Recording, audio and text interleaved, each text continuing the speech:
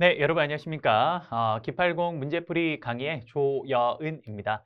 여러분들 오늘은요, 우리 세 번째 기타 문제 중에 기타 기출 변형 문제를 함께 풀어보도록 하겠습니다. 한번 진행 한번 해보도록 할게요. 자, 한번 봅시다. 우리가 지난 시간까지요, 우리가 이 지금 기타 주제들이 어떻게 시사상식적인 측면으로 포장이 되어서 나오는지 이런 것들, 그리고 그걸 어떻게 공부해야 되는지도 설명을 드렸습니다. 그쵸?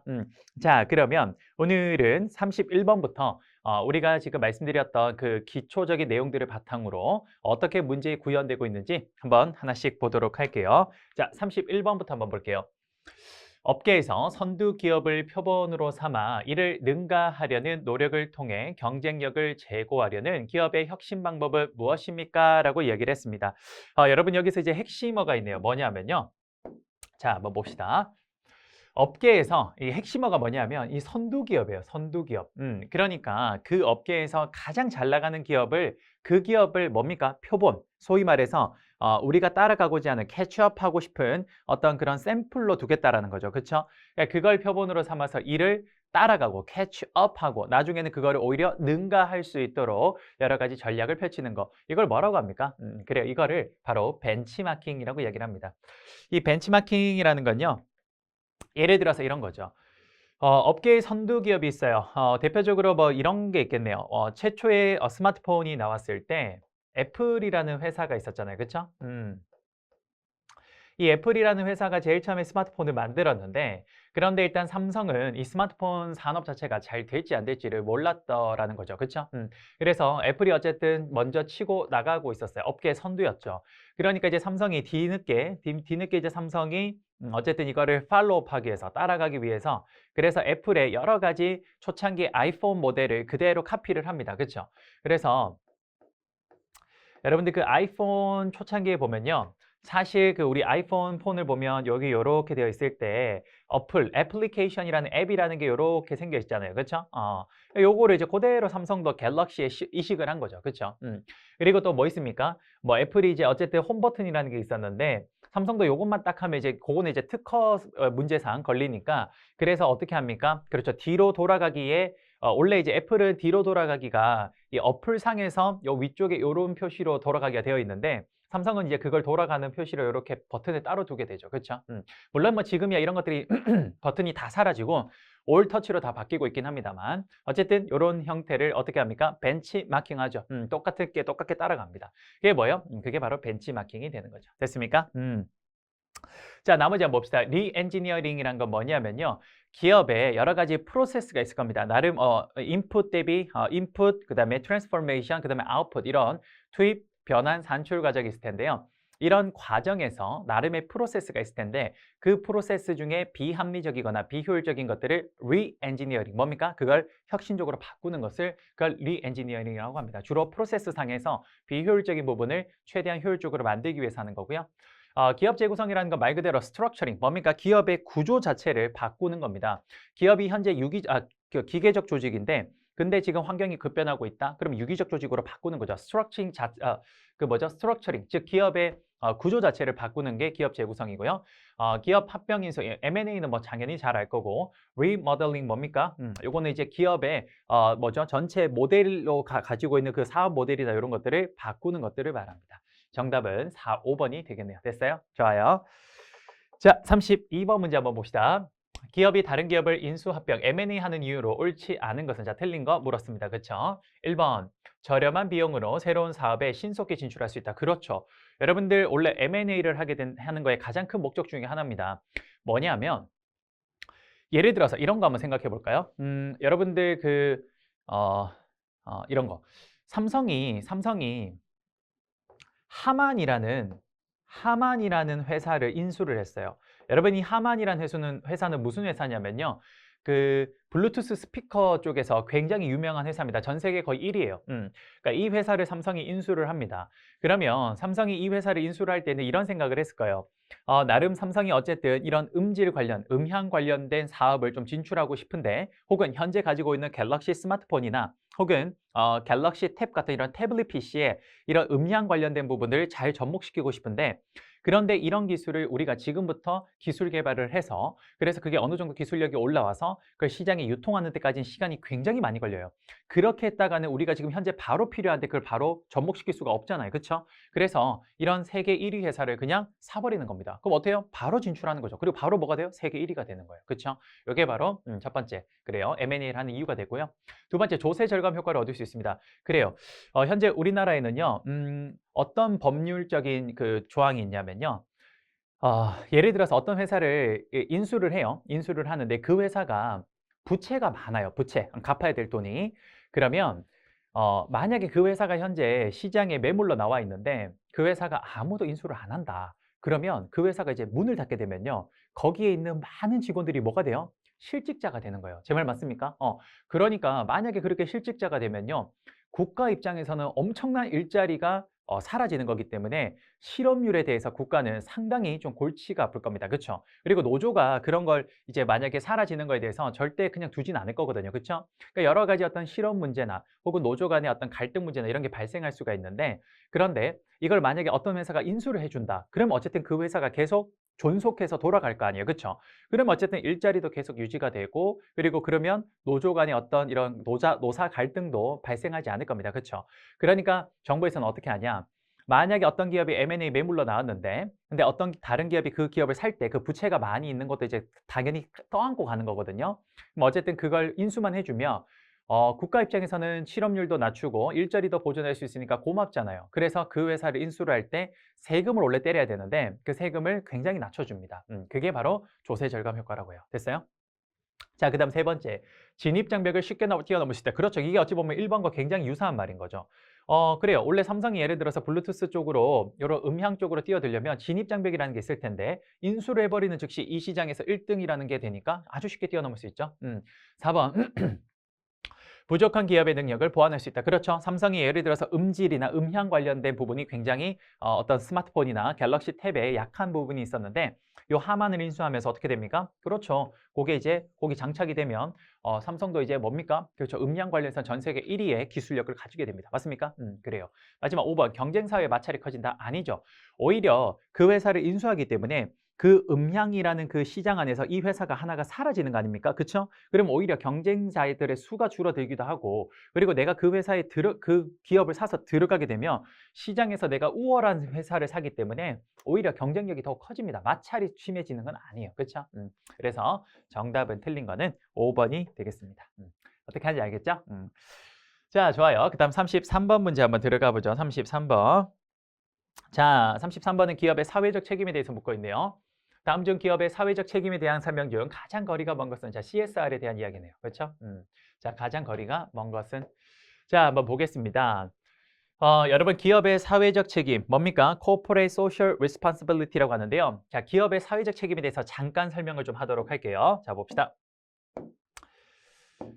여러분들 우리 기업의 사회적 책임은요. 우리 경영학에서 크게 4가지로 이야기를 합니다. 그걸 제가 도식화를 한번 살짝 그려볼게요. 이렇게. 자, 한번 해볼게요. 기업의 사회적 책임을 총 4가지로 우리는 분류할 수 있을 것 같은데요. 자, 기업의 사회적 책임 중에 가장 첫 번째 책임이 뭐냐면요. 그게 바로 경제적 책임입니다. 일단 뭔지 하나씩 설명드려볼게요. 다 적어놓고. 오케이. 두 번째, 기업의 사회적 책임의 두 번째 책임은 뭐냐면요. 바로 법률적 책임입니다. 법적 책임이라고 돼요.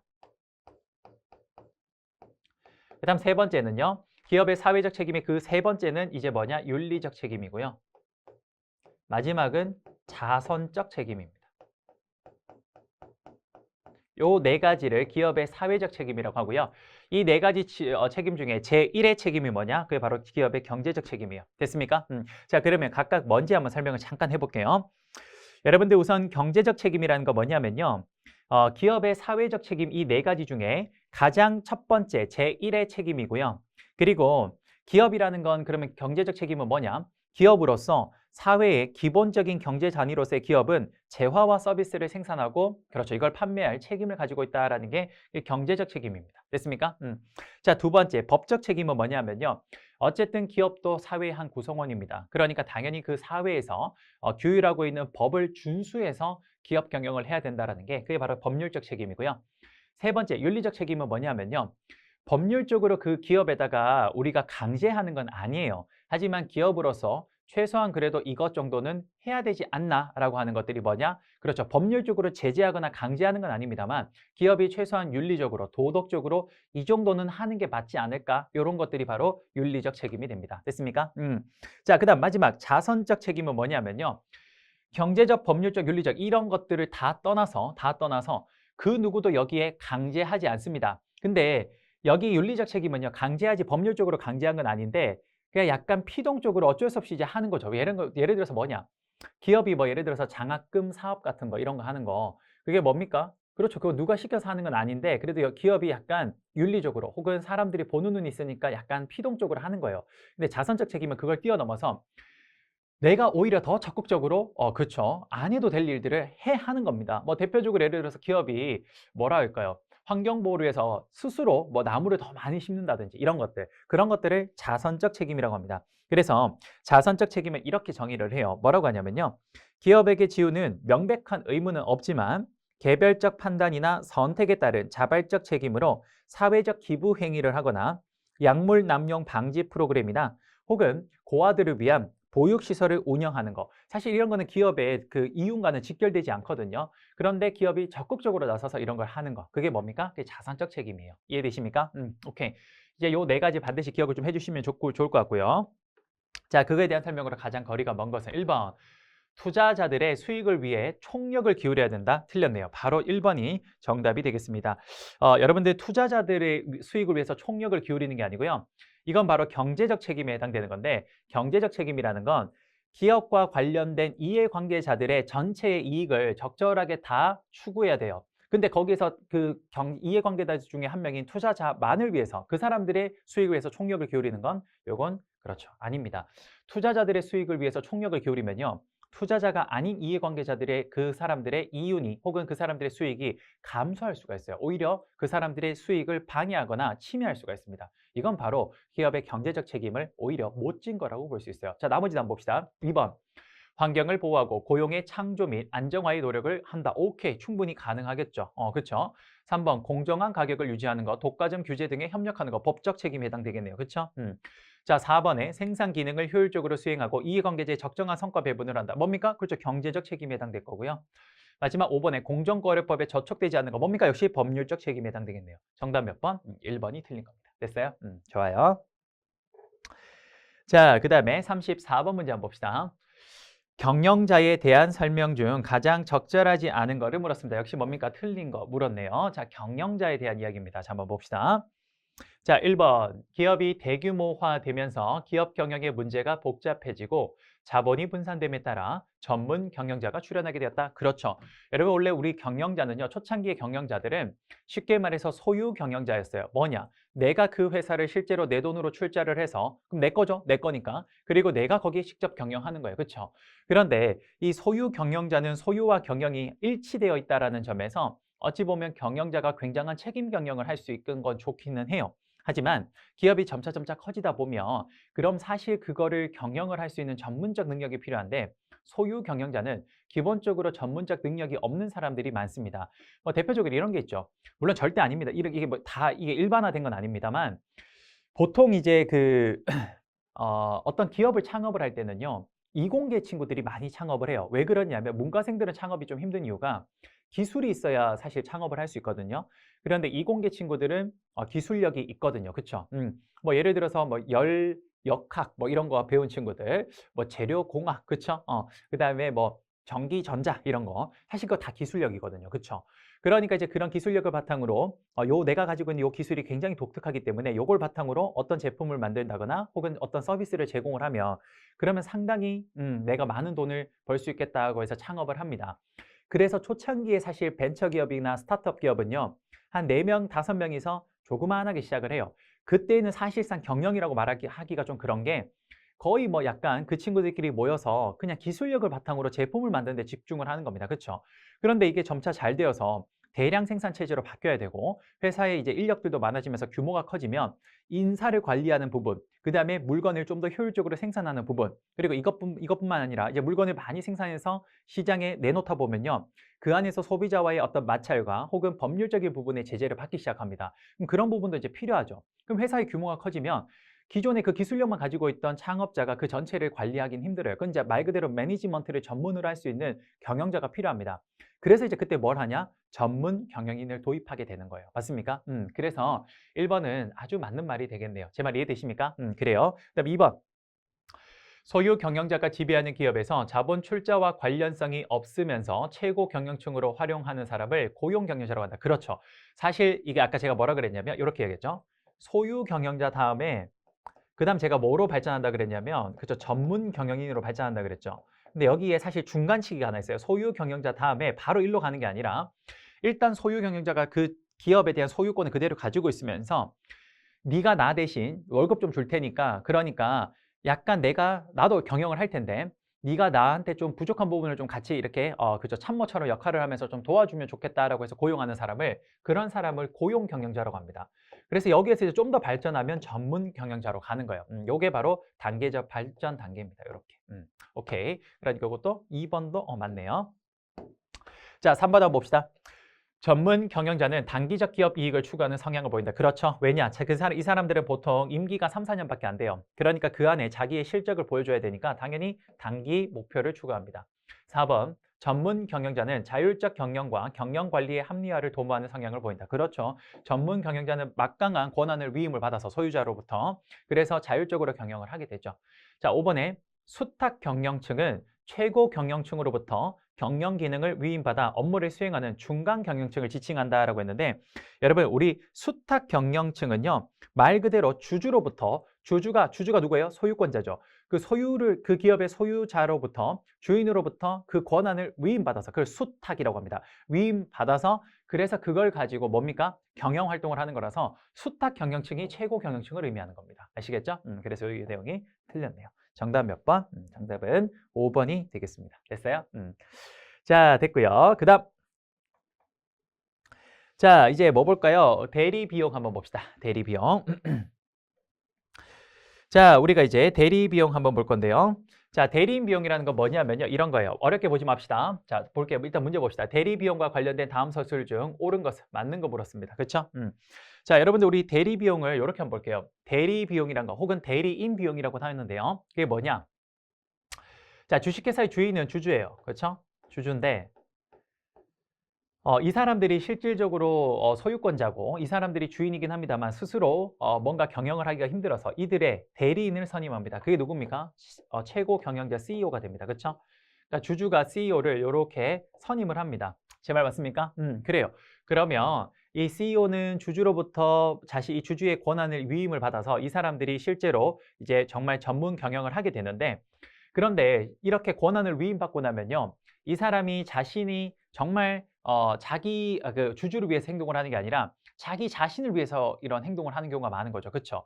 그래서 이제 주주가 CEO가 잘 하고 있는지 이런 것들을 감시 관리하는 그런 비용들. 그리고 또 뭐 있냐?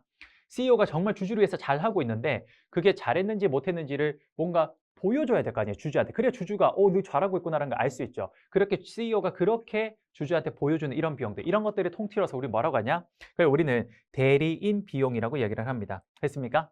자, 그게 바로 대리인 비용, 다른 말로 대리 비용이라고 얘기를 해요. 됐죠? 자, 그거에 대한 설명으로 옳은 것을 물었습니다. 옳은 거. 자, 한번 진행을 한번 해보죠.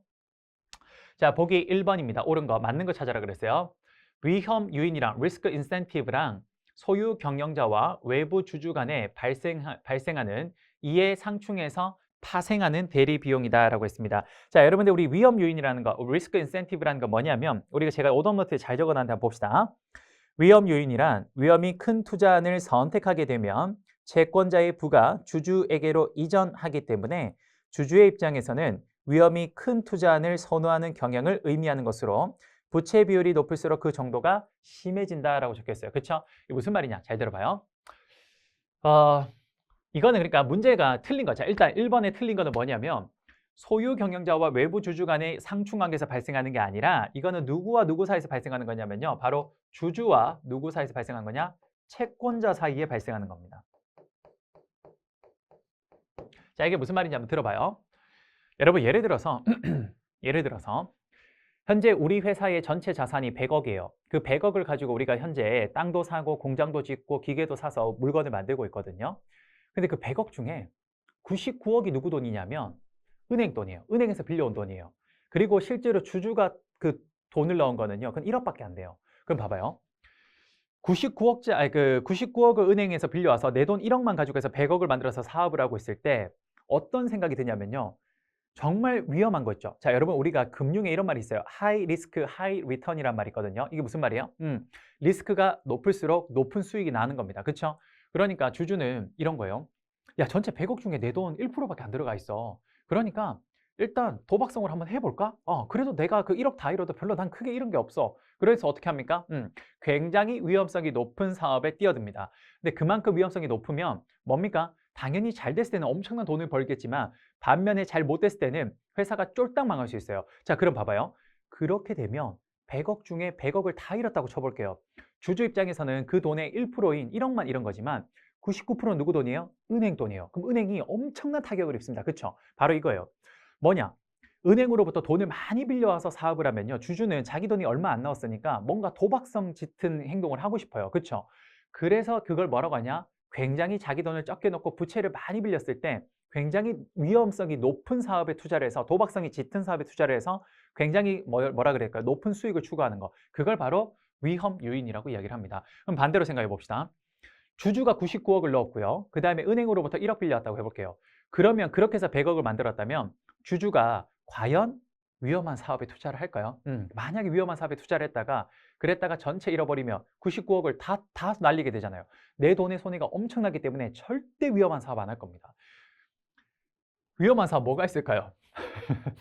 한 방 터지면 진짜 초대박. 아니면 거의 쫄딱 망하는 거. 그럼 뭐 있을까요? 보물선 탐사 이런 거 있지 않을까요? 여러분 우습죠? 근데 이게 실제로 대한민국에 일어난 일입니다.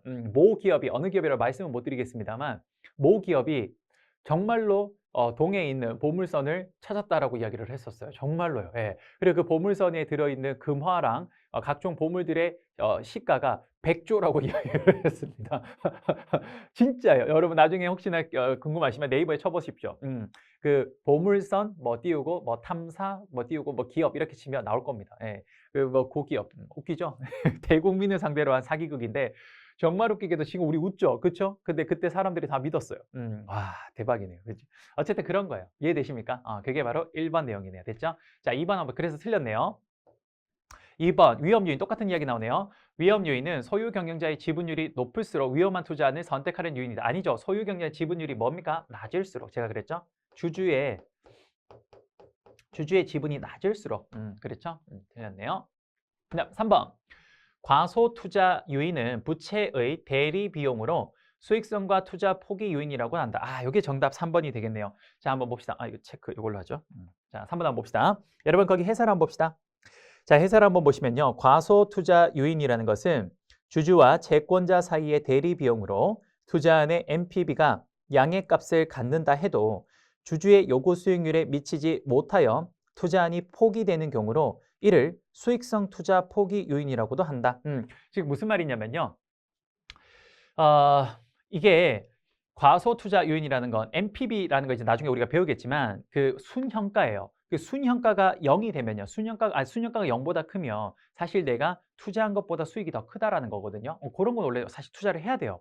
근데 그 금액이 주주가 요구하는 것보다 너무 작아. 그러면 주주들이 그걸 하지 말자라고 이야기를 합니다. 사실 그건 해야 되거든. 그렇죠? 그런 거를 뭐라고 하냐? 과소 투자 요인이라고 하는 거예요. 내가 너무 금액이 주주의 요구 수익률보다 낮아서 안 하려고 하는 거. 그래서 그걸 과소 투자 요인이라고 합니다. 그걸 다른 말로 뭐라고 하냐? 수익성 투자 포기 요인이라고도 이야기를 해요. 요거 하나 암기해도 괜찮겠네요. 그렇죠? 3번 맞네요. 4번 한번 봅시다. 특권적 소비라는 게 뭔지 봅시다. 특권적 소비는 주주와 채권자 간에 발생하는 대리 비용으로 타인 자본 의존도에 비례해서 증가하는 경향이 있다. 오케이. 요것도 한번 봅시다. 그 밑에 보면 자, 특권적 소비라는 게 뭐냐면요. 특권적 소비라는 건 경영자와 외부 투자자, 대표적으로 주주나 채권자 여기에서 발생하는 대리인 비용을 말합니다. 그러니까 여기서 지금 틀린 게 뭐냐? 그렇죠. 주주와 채권자 사이에 발생하는 대리인 비용이 아니라 경영자와 누구? 외부 투자자. 이렇게 보시면 되겠네요. 그렇죠? 그래서 이거 틀렸네요. 감시비용 5번 봅시다. 감시비용이란 대리인이 자신의 의사결정이 위임자의 이해와 일치한다는 것을 입증하기 위해서 지불하는 것. 아니에요. 여러분, CEO가 자기가 지금 한 실적이 너희들이 원하는 것과 똑같다라고 이렇게 그걸 자꾸 이렇게 시그널을 보내는 건요. 감시비용이라고 안 하고 그걸 확증비용이라고 합니다. 이게 무슨 말이냐면 대표적인 게 이런 거예요. 예를 들어서 CEO가 1년 동안 열심히 일을 해서 성과를 냈어요. 그런데 그 성과가 정말 제대로 된 성과인지를 누군가가 제3자가 공정하게 그거를 인정을 해줘야 돼요. 공증을 해줄 필요가 있거든요. 그런 거를 어떻게 하냐면 보통 CEO가 회계사한테 외부 감사라는 걸 맡깁니다. 그러면 그걸 돈을 줘야 돼요. 그럼 이 사람이 그 회계사가 쭉 제3자가 보고 오케이 이거 잘 작성된 거 맞습니다 라고 확증을 해주면 공증을 딱 해주면 그럼 이제 그게 누구한테나 인증받은 그게 되는 거예요. 요걸 가지고 주주한테 딱 보여주면 되는 거죠. 그렇죠? 그럼 주주도 어쨌든 공적으로 인증받은 거기 때문에 그걸 이제 받아들일 수가 있는 겁니다. 그러니까 뭐예요? 굳이 만약에 주주가 직접적으로 자기가 경영을 했다면 그런 비용이 필요 없는데 CEO라는 대리인을 선임을 하다 보니까 이 사람이 어쨌든 그 확증된 거를 보여줘야 되잖아. 그럼 거기 회계사한테 돈을 쓴 거잖아요. 그렇죠? 그런 비용을 뭐라고 하냐? 그걸 확증비용이라 그래요. 반대로, 그러니까 요렇게 가는 게 확증비용이라면 반대로 정말 CEO가 제대로 된 일을 하는지를 주주가 감시하는 데 들어가는 비용을 뭐라고 하냐? 그건 감시비용이라고 하는 거예요. 이해되십니까? 오케이. 자, 이렇게 해서 정답은 3번이 되겠습니다. 오케이, 좋아요. 자, 36번 한번 봅시다. 아하, 지식경영 아주 중요한 거 하나 나오네요. 요거는 세트로 쭉 좀 기억해 두면 좋습니다. 자, 한번 해볼게요. 요 들어가기 전에 일단 지식경영에 대해서 개념 한번 설명을 할게요. 일본의 지식경영의 대가라고 불리는 노나카라는 교수님이 계십니다. 그 교수님은 지식경영에 대해서 어떻게 지식이 창조 과정을 거쳐서 더욱더 확증되는지를 설명을 하는데요. 자, 일단 첫 번째 이렇게 이야기를 해요. 지식경영에서 지식은 크게 두 가지가 있다고 합니다. 첫 번째 뭐? 암묵지가 있고요. 두 번째는 형식지가 있어요. 이렇게 됐습니까? 여러분 글씨 잘 보이죠? 제가 지난 시간에 글씨가 좀 작다라고 우리 저기 촬영하는 선생님한테 제가 좀 혼이 나서 오늘은 좀 크게 적겠습니다. 알겠죠? 좀 여러분 간단하게 적어야 될 때 제가 크게 적을 텐데 여러분들한테 전체 어떤 그런 흐름을 보여줄 때는 조금 작게 적을 수밖에 없거든요. 왜냐면 이 한 페이지 안에 다 적어야 돼서 그래서 그런 거는 여러분들이 살짝만 좀 이해 부탁드리겠습니다. 알겠죠? 오케이. 자, 여러분들 암묵지와 형식지는 별로 어려운 게 아니에요. 뭡니까? 일단 암묵지라는 건요. 말이나 글로 표현할 수 없는 지식입니다. 뭡니까? 일종의 그 사람만이 가지고 있는 뭔가 노하우 같은 거예요. 그렇죠? 그런 것들이 암묵지고요. 형식지는 그러한 지식을 말이나 글로 표현해 놓은 것을 우리는 형식지라고 합니다. 됐습니까? 노나카는 이러한 암묵지와 형식지가 서로 간에 상호작용을 하면서 내가 가지고 있는 지식이 상대방과 상호작용을 해가면서 이게 점차 지식이 증가한다고 합니다. 이게 바로 노나카의 지식 경영에 해당되는데요. 그러면 이 암묵지와 형식지가 어떻게 증가하냐? 이렇게 증가한다는 거 한번 해봅시다. 자, 한번 해볼게요. 최초 여기서 암묵지로 이렇게 전수되는 거. 그 다음 두 번째, 암묵지가 형식지가 되고 다시 형식지가 되는 거. 이렇게 마지막으로 형식지가 다시 암묵지가 되는 거. 노나카는 이 과정을 이야기를 해요. 자, 무슨 말인지 한번 볼게요. 첫 번째, 이런 거예요. 어떤 야구 투수 선수가 있다고 해볼게요. 자, 그 투수 선수가 직구는 이렇게 던지고 뭐 커브는 이렇게 던지고 슬라이드는 이렇게 던진다라는 그 기본적인 지식들은 가지고 있을 겁니다. 그렇죠? 그럼 그 상태에서 자기가 계속 이제 그 던지다 보니까 자기만의 노하우가 발생을 하는 겁니다. 즉, 자기가 기본적으로 알고 있는 지식에서 계속 연습을 하다 보니까 자신만의 더욱더 발전된 새로운 자신만의 노하우, 하지만 아직까지 글이나 말로 표현할 수 없는 뭔가 자신만이 어떤 느낌으로 가지고 있는 그런 지식들, 그게 뭡니까? 암묵지에서 암묵지로 이동을 한 거예요. 됐습니까? 지식이 어떻게 됐어요? 확장됐어요. 그렇죠? 요걸 뭐라고 하냐면요, 요 과정을 암묵지가 되는 걸 공동화라고 합니다. 공동화. 자, 그 다음에 두 번째, 그렇게 해서 이제 이 친구가 자신의 노하우를 그렇게 필링으로 가지고 있었던 거예요.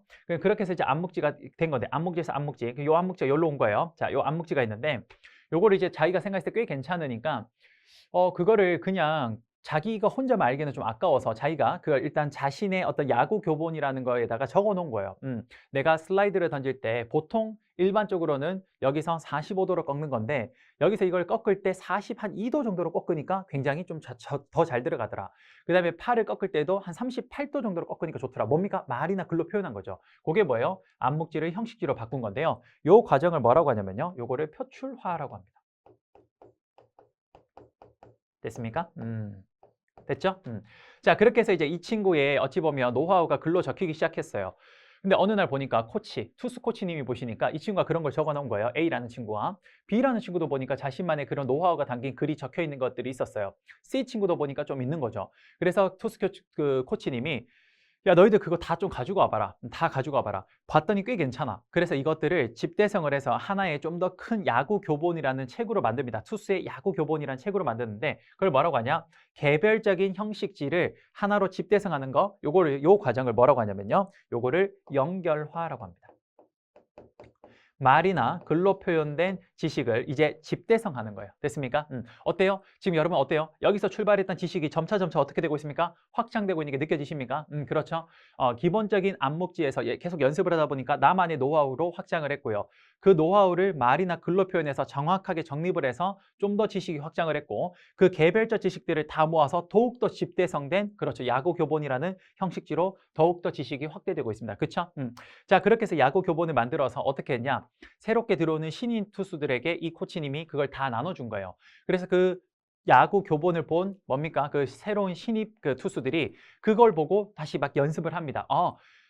기본적으로 43도로 꺾으라고 그랬네? 이렇죠. 그래서 하다 보니까 그 친구도 자기만의 노하우가 또 생깁니다. 그래서 그 형식지를 통해서 자신만의 또 다른 노하우가 생기게 되는 거죠. 이해되십니까? 이 과정을 뭐라고 하냐? 내면화라고 해요.